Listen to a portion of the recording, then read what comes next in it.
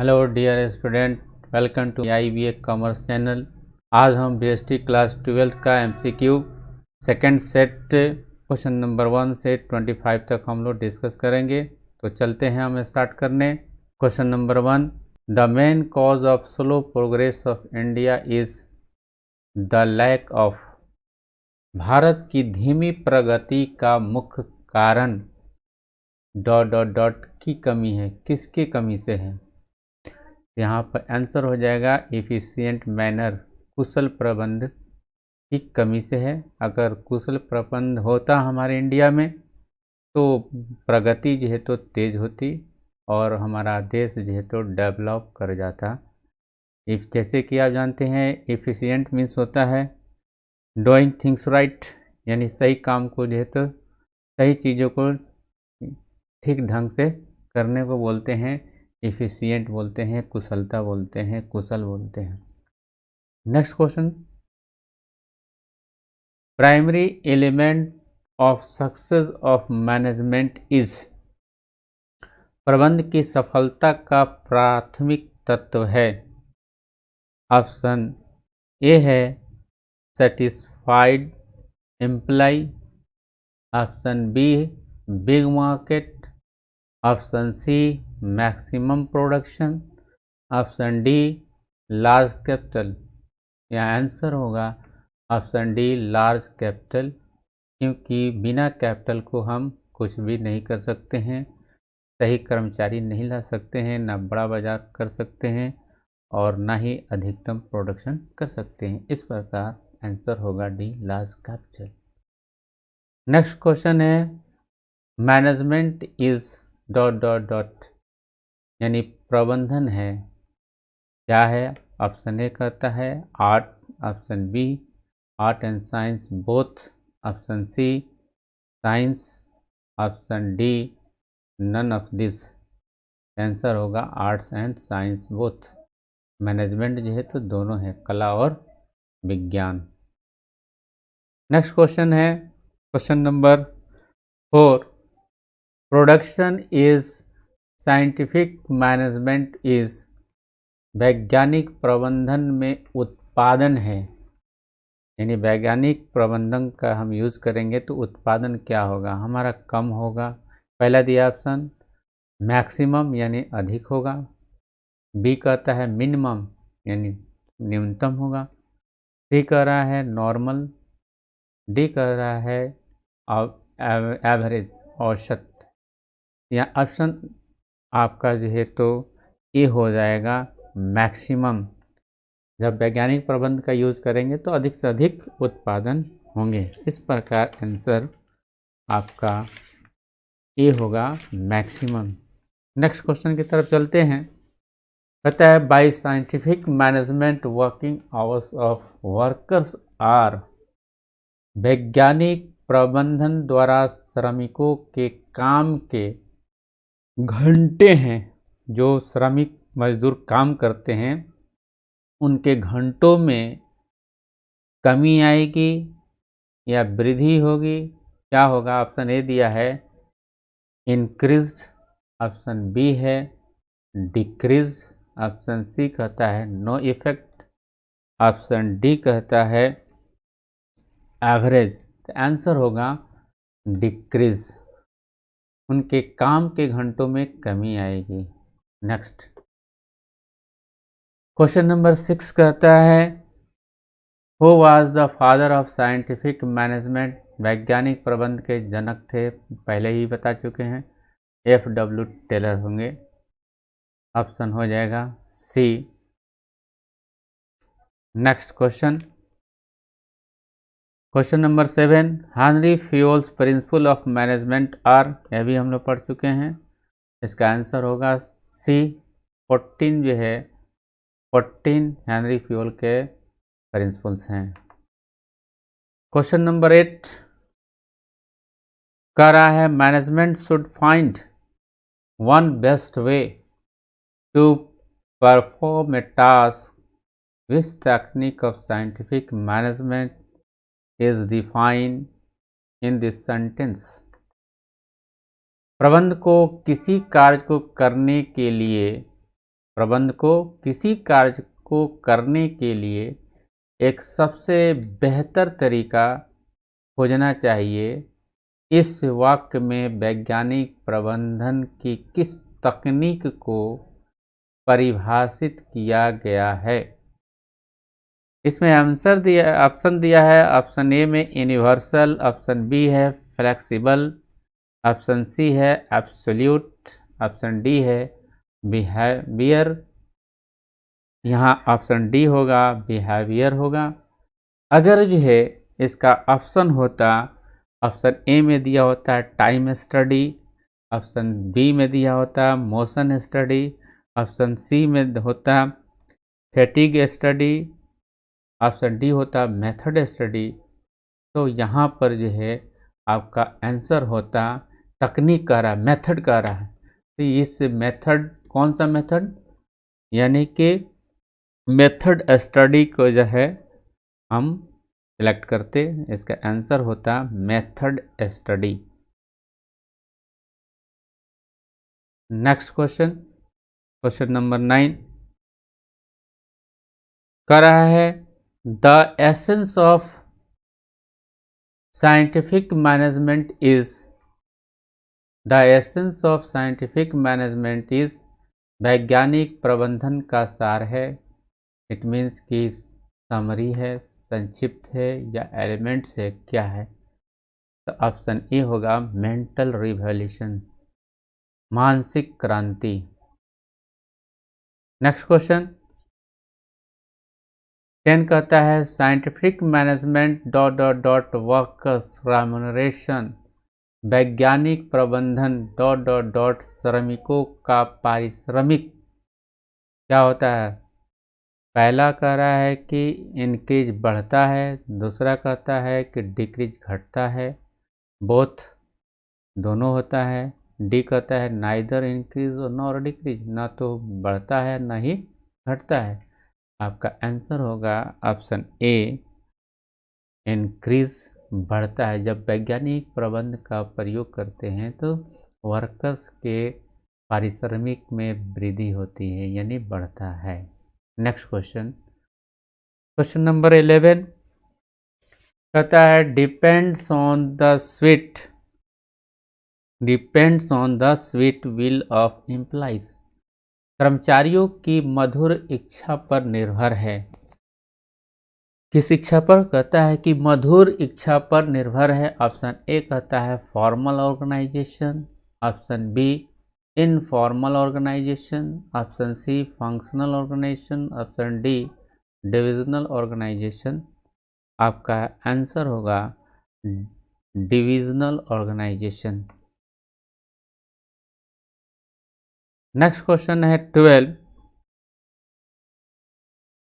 कहता है why capital structure decision is important, why capital structure decision is important, पूंजी संरचना का निर्णय क्यों महत्वपूर्ण है? कैपिटल स्ट्रक्चर का जो फैसला लेते हैं तो यह क्यों महत्वपूर्ण है?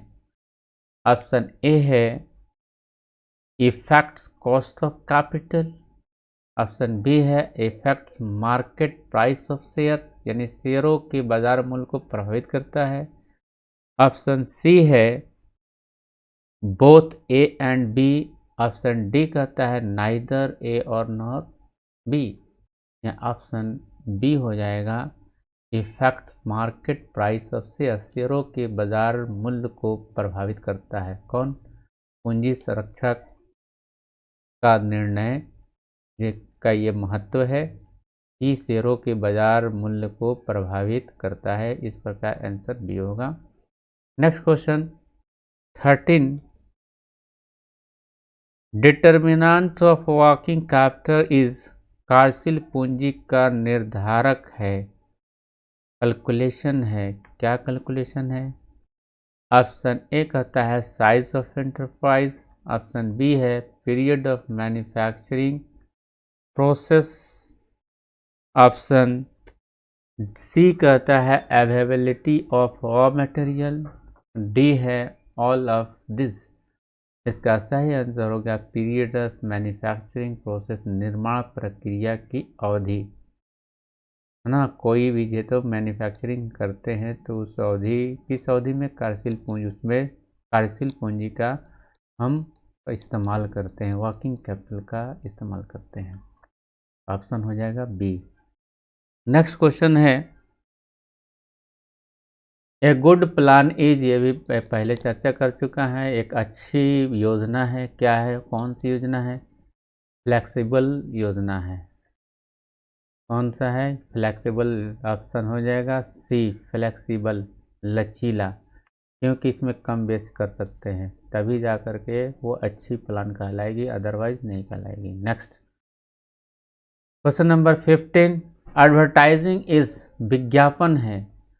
ऑप्शन ए कहता है इन्वेस्टमेंट, ऑप्शन बी कहता है अननेसेसरी, अनावश्यक, सी है वेस्टेज ऑफ टाइम, डी कहता है नन ऑफ दिस। इसमें सही आंसर होगा इन्वेस्टमेंट, है ना। विज्ञापन क्या है, एक इन्वेस्टमेंट है, निवेश है। खास करके जो भी हमारे ये संस्था अगर ब्रांडेड संस्था है या हमारी जो प्रोडक्ट है ब्रांडेड प्रोडक्ट है, उसके लिए हम एडवर्टाइजिंग करते हैं तो हमारा एक प्रकार का निवेश है। अदरवाइज अगर ब्रांड नहीं है, जो हम इस तरह से जो है किसी प्रोडक्ट पर जो है तो हम प्रचार करते जा रहे हैं, उसका क्या मालूम रिटर्न होगा या नहीं होगा, उस सेंस में ये एडवर्टाइजिंग यहाँ पर वेस्टेज ऑफ टाइम हो सकता है, वेस्टेज ऑफ मनी हो सकता है, पैसे की बर्बादी हो सकता है, यानी कि उसका रिटर्न मिल भी सकता है, नहीं भी मिल सकता है, यानी कोई इसका डेफिनेट नहीं है। लेकिन हमारा ब्रांड प्रोडक्ट है, उस सेंस में जो है एडवर्टाइजिंग करते हैं तो एज ए इन्वेस्टमेंट है। ये भी क्वेश्चन आता है कि मार्केटिंग इज़, मार्केटिंग अगर इज़ का तो मार्केटिंग कहता है तो मार्केटिंग भी क्या है, हमारा इन्वेस्टमेंट है। ठीक है, नेक्स्ट क्वेश्चन चलते हैं, question number 16, the factors affecting products mix are, ये भी क्वेश्चन में पहले बता चुका हूँ। ऑप्शन ए होगा मार्केटिंग। नेक्स्ट क्वेश्चन है question number 17, in case of informal organisation, in case of informal organisation authority are, अनौपचारिक संगठन के मामले में अधिकार है या प्राधिकारकरण है। ऑप्शन ए कहता है डिसेंट्रलाइज, ऑप्शन बी है centralised, option C equally distributed, option D none of this. यहाँ पर आंसर होगा सी, इक्वली डिस्ट्रीब्यूटेड, समान रूप से वितरित। अनौपचारिक का मतलब होता है इक्वली डिस्ट्रीब्यूशन होना चाहिए। नेक्स्ट क्वेश्चन है, in effective communication language should not be used, प्रभावी संचार में भाषा का प्रयोग नहीं करना चाहिए। ऑप्शन ए दिया है express, option B impress, option C ambiguous, option D courtesy. Answer होगा एम्बिगियस, यानी अस्पष्ट भाषा का हमें प्रयोग नहीं करना चाहिए, इस प्रकार ऑप्शन हो जाएगा सी।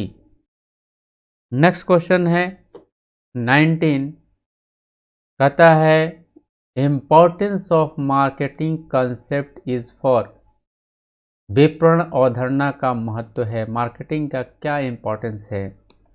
ऑप्शन ए कहता है सोसाइटी, ऑप्शन बी है consumers, option C producers, option D कहता है ऑल दिस थ्री।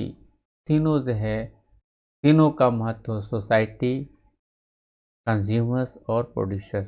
इस प्रकार ऑप्शन हो जाएगा, इसका आंसर डी हो जाएगा, all this three. Question number 20 करा है critical evaluation points of entrepreneurial development programme are, नाजुक मूल्यांकन कहता है उद्यमिता विकास कार्यक्रम के महत्वपूर्ण मूल्यांकन बिंदु है। कौन सा मूल्यांकन महत्वपूर्ण बिंदु है, ऑप्शन ए कहता है ऑर्गेनाइजेशनल पॉलिसीज, ये नहीं होगा। बी है lack of suitable selection, lack of suitable selection producer. C है low quality of technical and vocational education and training. D कह रहा है ऑल ऑफ द एबव। यहाँ पर जो है ये सब के सब जो है तो ये उद्यमिता विकास कार्यक्रम के महत्वपूर्ण बिंदु लग रहे हैं। ये पहला भी हो जाएगा। ऑर्गेनाइजेशनल पॉलिसीज, संगठनात्मक नीतियों की भी तैयार किया जाता है। इस प्रकार ये तीनों ये सही है। इट मीन्स कीजिए तो इसका आंसर हो जाएगा ऑल ऑफ एबव। डी इसका आंसर करेक्ट होगा। Next question 21 companies with higher growth pattern are likely to कहता है उच्च विकास दर यानी हाई ग्रोथ पैटर्नल वाली कंपनियों के निम्नलिखित होने की संभावना है। क्या होने की संभावना है? ऑप्शन ए कह रहा है पे लोअर डिविडेंड्स, कम लाभांश का भुगतान करें। बी है पे हायर डिविडेंड्स। सी है dividends are not affected by growth considerations. D है नन ऑफ दिस। इसका सही आंसर होगा पे लोअर डिविडेंड्स, कम लाभांश का भुगतान करें। नेक्स्ट क्वेश्चन नंबर 22 कहता है higher financial leverage is called favourable if. Financial leverage is called favourable if. वित्तीय उत्तोलन को अनुकूल कहा जाता है यदि, यानी वित्तीय उत्तोलन कब अनुकूल कहा जाए, फेवरेबल कहा जाएगा। ऑप्शन ए है return on investment is lower than cost of debt. निवेश पर वापसी ऋण की लागत से कम। ऑप्शन बी है ROI, इट मीन्स कि return on investment is higher than cost of debt. ROI ऋण की लागत से अधिक है। ये ऑप्शन आपका हो जाएगा ऑप्शन बी, है ना। ROI is higher than cost of debt. आपका आंसर बी सही होगा। Next question higher debt equity ratio result in. उच्च ऋण इक्विटी अनुपात का परिणाम है। ऑप्शन ए है lower financial risk. Option B है higher degree of operating risk. C है higher degree of financial risk. इसका आंसर होगा higher degree of financial risk, वित्तीय जोखिम की उच्च डिग्री। नेक्स्ट क्वेश्चन 24 कहता है higher working capital usually results in. उच्च कार्यशील पूंजी का आमतौर पर परिणाम होता है। ऑप्शन ए है higher current ratio, higher risk and higher profit. उच्च वर्तमान अनुपात, उच्च जोखिम और उच्च लाभ, ये जो है उच्च कार्यशील पूंजी का आमतौर पर रिजल्ट होता है। ऑप्शन इसका हो जाएगा ए। नेक्स्ट क्वेश्चन है 25 current assets are those assets which get converted into cash. चालू संपत्तियां वे संपत्तियां हैं जो नकदी में परिवर्तित हो जाती हैं। ऑप्शन दिया है within 6 month, within 1 year. C है बिटवीन 1 and 3 ईयर। डी है बिटवीन 3 and 5 ईयर्स। इसका करेक्ट आंसर होगा विद इन 1 ईयर, एक वर्ष के भीतर। करंट एसेट्स बोलते हैं कि ऐसा स्टॉक या एसेट जो है तो हम क्या करते हैं, हम 1 साल के अंदर है उसको कैश में कन्वर्ट, यानी जल्दीबाजी में कैश में कन्वर्ट कर लेते हैं तो उसको बोलते हैं करंट एसेट्स। इसका आंसर सही है विद इन 1 ईयर, एक वर्ष के भीतर। तो हम जो है तो फिर जो है तो अगला वीडियो आपको जो है तो प्रोवाइड कुछ ही घंटों में करने जा रहे हैं, थोड़ा ब्रेक के बाद। तब तक जो है तो आप लोगों की हमारी शुभकामना है, अच्छे से आप पढ़ें और एग्ज़ामिनेशन की तैयारी करें, है ना। Thank you so much.